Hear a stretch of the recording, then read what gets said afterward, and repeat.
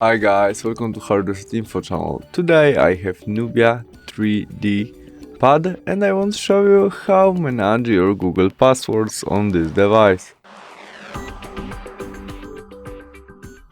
To do that we must open Google Chrome application where we press three dots on the right corner.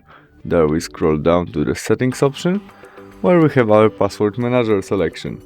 And now we can manage our Google passwords to our maybe Messenger account. To do that we press there. Now we must add our look screen. To do that maybe we add fastly something like this.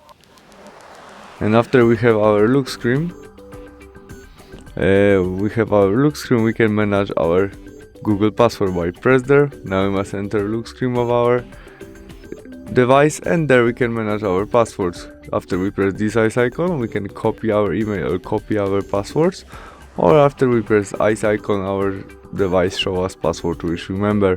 We can also edit all by edit and there we can add something or delete, and the same story with passwords. We can also add note to our passwords notes, and after we custom it we press save to save it.